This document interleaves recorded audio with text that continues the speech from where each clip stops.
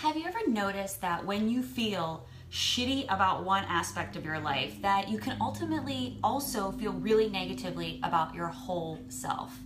Well, in our struggle with infertility, one of the things that happened to me was I became completely disassociated from my body. I had no desire to be naked. I had no desire to have sex, and you kind of need those two things to have a baby. For those who don't know me, my name is Shannon Wooten. I am a lifestyle infertility specialist, and I help women who feel disconnected from their bodies heal by owning Infertility Sucks, You Don't. So in my struggle with infertility and depression, I started to hate my body. I started to hate my femininity, started to hate sex and anything that had to do with sexuality. With all the timed sexual encounters, the basal body temperature readings, the ovulation schedules, sex became more of a job. And being naked became something I just would rather, I didn't want to do. Nothing in me wanted to be naked. And trusting my body became almost unthinkable. And this, mind you, had zero to do with my husband and more to do with the repetitive and robotic behavior of trying to get pregnant while also struggling with symptoms related to infertility. And because I was feeling so defeated in our unsuccessful efforts to trying to have a baby and thinking so negatively about myself a lot of the time for such a long time, as a result, I began to hate my body. I began to hate putting clothes on, doing my makeup, my hair. I hated everything about my body and I didn't trust it. So after a certain period of time and trying to get pregnant, you know, that fun-filled attitude or that hot sex mentality of having sex and engaging with your partner, it can die. It just goes away. It can stop. And with all of that, those feelings of desperation and, you know, losing that desire to have sex, with it can go intimacy, you know, real connection with your partner, satisfaction, and true, you know, feelings of positive self-esteem. And yes, trying to have a baby can be fun. You know, there's nothing more positive than the idea of engaging with the hopeful outcome of a positive result of, you know, having birth and giving a life to a life that's something that is the two of you. But, you know, on month 7, while you're struggling with infertility or at whatever point you feel frustrated by it, but of following the rules of when and what time, it becomes nothing but routine. At least it did for us. And with desire went self-esteem for me, went the desire to have sex, went, you know, my positive feelings about sexuality, and also feeling desirable. All those things went with it. So, you know that movie, How Stella Got Her Groove Back? I love that movie for multiple reasons. It's like a chick flick, it's like uplifting, but it's not just about her rebooting her self-esteem by hooking up with a guy, right? Or a younger man in the movie. It's about her getting her mind, her heart, and her life right to feel good about herself for herself. And so how did this Stella get her groove back? How did I overcome those roadblocks of, you know, really truly feeling disconnected from my body, feeling like sex was just a job, not wanting to be naked, and really truly not liking to be naked? Well, first and foremost, I didn't just dive into sex more. I knew that needed to happen, right? I mean, you need to have sex to have a baby. And that was probably one of the most frustrating parts for my husband, but it's also frustrating for me because I love my husband and I love our relationship. And I never really truly was in a place where I would say I had the greatest self-esteem about my body, but I didn't, you know, reject being naked and wanting to do those things. And so when it got to this place where I just did not want to be naked, I did not want to have sex, but I'm trying to have a baby, I knew something wasn't right. So I had to get my mind right. I knew I had to get to a place of figuring out what the heck is going on with me? I know I'm in this place of sheer desperation and I'm doing all these things, taking my body temperature, checking my cervical mucus, all of these things, but I was rejecting the process. Yes, I knew I was rejecting it because it wasn't working and I was getting frustrated, but I didn't want to reject my husband. I loved him. I didn't understand it. So I needed to get my mind right. And to do that, I needed to allow myself to be sad.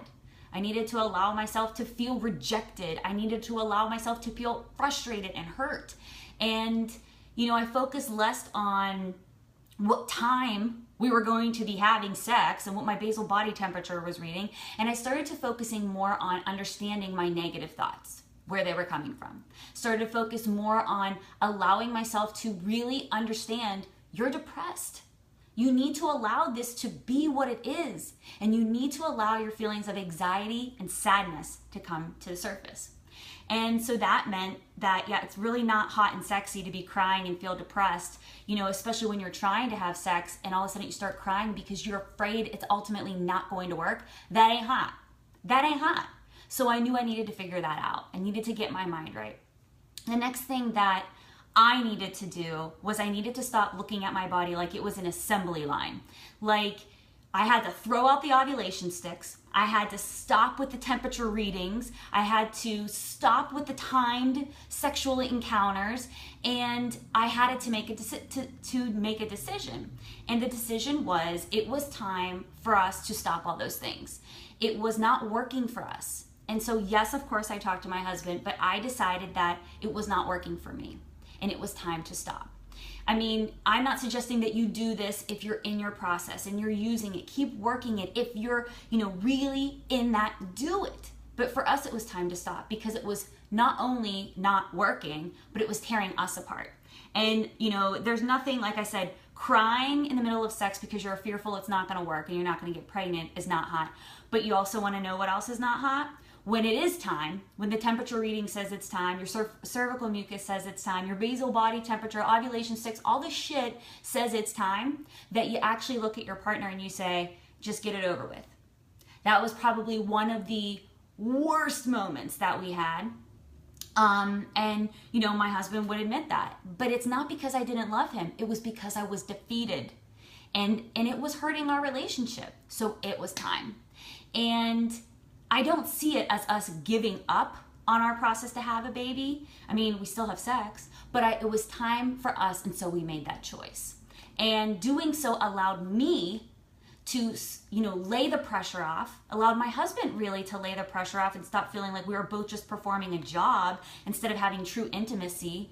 But it also allowed me to become reintroduced to my body and to ultimately stop rejecting it and stop hating it. And so the last thing that we did together was stopped looking at sex as a means to an end. And by that I mean stop looking at it as we have to do this so we can have a baby. Instead of thinking that it was something that we were doing because we loved each other, because it gave us satisfaction, because it brought us intimacy and connection. And so we chilled out. We chilled out on the sex. We took a pause and we said, we need to stop making it all about the timing and the temperature and the cervical mucus, which just cervical mucus, the thought of having sex, it just kind of sounds gross. It's not a hot thought to when you're trying to do the deed, you know what I'm saying? And so we chilled out. And instead of making it all about the timing, we allowed it to become about us again. We allowed it to be a point of connection, as I said, a point of passion and intimacy, reintroduced ourselves to each other instead of as tools, as humans, people that love each other and desire each other.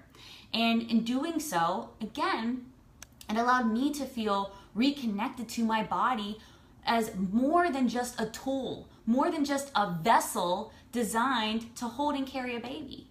It allowed me to reconnect with my femininity and also to my husband and to our passion for each other and our commitment to each other in our relationship. So as I said, your body is so much more than a vessel that can or cannot carry a child. And I lost that. I lost all of that in my struggle with infertility and depression. I thought that was my purpose. My purpose is to get impregnated and carry a child, and I'm failing at it. And what ended up happening was I was failing my relationship, I was failing my husband, I was failing myself. I started to hate myself and my body and being naked. Like, you gotta get a shower to get naked, and I couldn't stand the sight of myself anymore. And so whether you're continuing on your journey and continuing to, use the basal body temperature readings and are comfortable in doing that, do it. Keep doing it. Go for it. Keep trying. Don't give up. But if you're in the middle of a point where you feel like you need a break and you're feeling disconnected from your body, allow yourself that break and allow yourself the ability to make the decision to stop without feeling guilty about it. Allow it to be your choice and forgive yourself for what is hard for your body to do, and allow yourself to love it for what it can do for you. And try your best every day, day by day. I know it's a battle and I know it's a struggle, especially if you're in the middle of feeling the grief and the depression from infertility or whatever struggle you're in right now. But try your best day by day to love yourself more and appreciate your body more and allow yourself to find satisfaction in all that your body can do than all that it can't right now. Allow yourself some grace. All right, guys, thank you as always for signing on. Throw me some love below if you like this video. Throw me some comments. I love hearing from you. Don't forget to jump inside the private group, Infertility Sucks. You don't, and join the conversation. We'd love to have you. Otherwise, my heart is already with you. Thank you again for signing on. Have a great week, the rest of your week, a great weekend. Do good things for yourself. Love yourself. Give yourself grace. Be easy, and I'll talk to you soon. Peace. Bye.